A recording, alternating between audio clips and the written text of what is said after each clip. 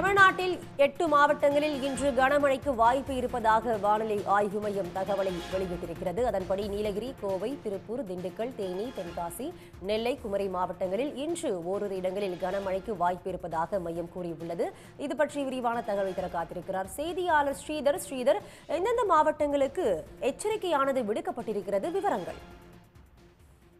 தமிழ்நாட்டில் இன்று முதல் 3 நாட்களுக்கு கனமழைக்கு வாய்ப்பு இருப்பதாக சென்னை வானிலை ஆய்வு மையம் அறிவிப்பை வெளியிட்டிருக்கிறது.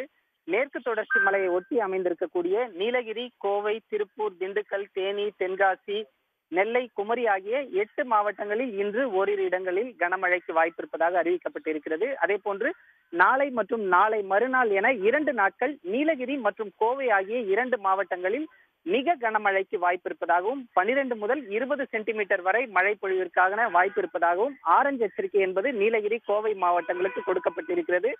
நாளை மற்றும் நாளை மறுநாள் அதே போன்று திருப்பூர், திண்டுக்கல், தேனி, தென்காசி, நெல்லை, குமரி ஆகிய 6 மாவட்டங்களிலும் கனமழைக்கு வாய்ப்பு இருப்பதாகவும் சென்னை வானிலை ஆய்வு மையம் அறிவிப்பை வெளியிட்டுள்ளது. தற்போதைய விவரங்களுக்கு நன்றி. உடனுக்குடன் செய்திகளை தெரிந்து கொள்ள சன் நியூஸ் பெல் ஐகானை கிளிக் பண்ணுங்க.